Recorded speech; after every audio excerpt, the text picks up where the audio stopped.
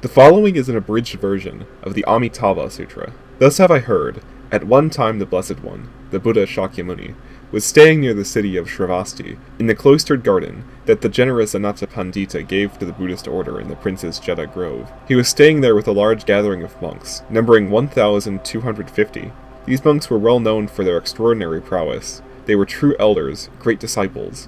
The Blessed One addressed the Reverend Shariputra, saying, "To the west of us, Shariputra, a land 100,000 million Buddha fields from where we are, there is a world called the Land of Bliss. At this very moment, the Tathagata, Arhat, perfect and full Buddha, called Amitayus, lives in that Buddha field.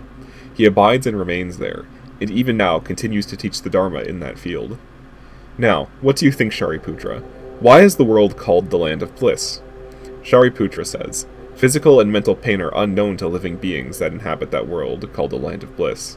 On the contrary, they only experience conditions of boundless happiness. This is why it is called the Land of Bliss. Furthermore, Shariputra, the world known as the Land of Bliss is adorned and enclosed on their sides by tiers of 7 railings and 7 rows of palm trees, all decked with nets of tinkling bells.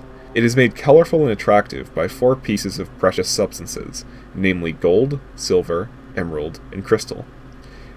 This is how that Buddha field is adorned, Shariputra, with such a panoply of wondrous qualities of Buddha fields. Furthermore, Shariputra, in the world known as the Land of Bliss, there are lotus pods, all made of 7 pieces of precious substances, namely gold, silver, emerald, crystal, red pearl, sapphire, and mother of pearl as the 7th. These ponds are brimming with water that is cool, clear, sweet, light, soft, free of odor, free of disease, refreshing and invigorating. In each of these pools, the bottom slopes gently along the shore, so the water reaches the right depth of every bathing spot, and a crow could drink from the edge of the pool of water. The bottom of each pond is covered with golden sand, and all around each of the 4 sides of these lotus ponds, 4 sets of stairways descend into the pools. These stairways are colorful, elegant, and made of the 4 precious substances, namely gold, silver, emerald, and crystal. On every side of these lotus ponds grow gem trees, colorful and graceful, made of the 7 precious substances, namely gold, silver, emerald, crystal, red pearl, sapphire, and mother of pearl as the 7th. And in those lotus ponds grow lotus flowers. Some are blue, intensely blue, with a blue sheen, or with a tinge of blue. Some are yellow, intensely yellow, or with a yellow sheen, or with a tinge of yellow. Some are red, intensely red, or with a red sheen, or with a tinge of red. Some are white, intensely white, with a white sheen, or with a tinge of white. Some are multicolored, with a sheen of many colors, or with a fringe of many colors. And these lotus blossoms are as wide as chariot wheels. This is how that Buddha field is adorned, Shariputra, with such a panoply of wondrous qualities of Buddha fields. Furthermore, Shariputra, in that Buddha field one hears heavenly musical instruments played constantly, and the ground, all around, is golden in color, pleasant to look at. And in that Buddha field, a shower of heavenly coral tree blossoms pours down 3 times every day, and 3 times every night. And the living beings who are born there travel before their forenoon meal to other worlds, where they worship 100,000 million Buddhas, and then return to their own world, the Land of Bliss, in time for the afternoon nap, having showered 100,000 million flowers upon each of these Buddhas.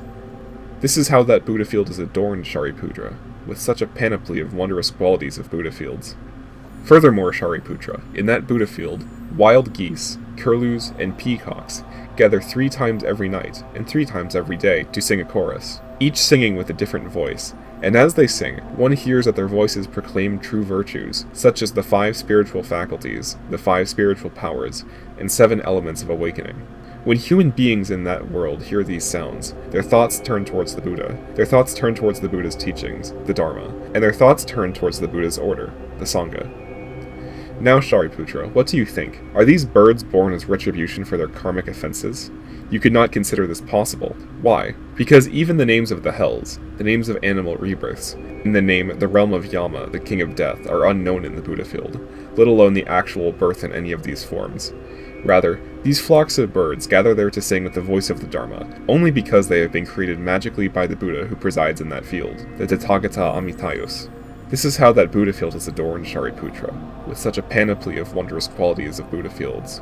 Furthermore, Shariputra, when the rows of palm trees and nets of tinkling bells in that Buddha field sway with a soft wind, a sweet and enrapturing sound issues from them. This concert of sounds is, Shariputra, like a set of heavenly cymbals, with 100,000 million playing parts. When these cymbals are played by expert musicians, a sweet and enrapturing sound issues from them. In the same way, a sweet and enrapturing sound produces from these rows of palm trees and those nets of tinkling bells when they sway in the wind. When human beings in that world hear this sound, they remember the Buddha and feel his presence in their whole body. They remember the Dharma and feel its presence in their whole body. And they remember the Sangha and feel its presence in their whole body. This is how that Buddha field is adorned, Shariputra, with such a panoply of wondrous qualities of Buddha fields. Now what do you think, Shariputra? Why is the Tathagata called Amitayus, or measureless lifespan? Now, Shariputra, the length of that Tathagata's life, and of the human beings in that Buddha field, is immeasurable. This is why that Tathagata is called Amitayus, measureless lifespan. And 10 cosmic ages have passed, Shariputra, since this Tathagata awoke to surpassable, perfect, and full awakening. What do you think, Shariputra? Why is this Tathagata also called Amitabha, or measureless light? Now, Shariputra, the light of this Tathagata spreads unimpeded over all Buddha fields. This is why this Tathagata is called Amitabha, measureless light. And, Shariputra, this Tathagata is surrounded by an immeasurable assembly of disciples, who are all pure arhats, and whose number is impossible to count. This is how that Buddha field is adorned, Shariputra, with such a panoply of wondrous qualities of Buddha fields. Furthermore, Shariputra, those beings who are reborn in the Buddha field of Tathagata Amitayus are pure bodhisattvas, who will not fall back, and who are separated from awakening by only one birth. The number of these bodhisattvas, Shariputra, is not easy to reckon. One can only approximate their numbers by saying that they are immeasurable, and therefore countless. Now, Shariputra, sentient beings should set their mind on rebirth in that Buddha field. Why?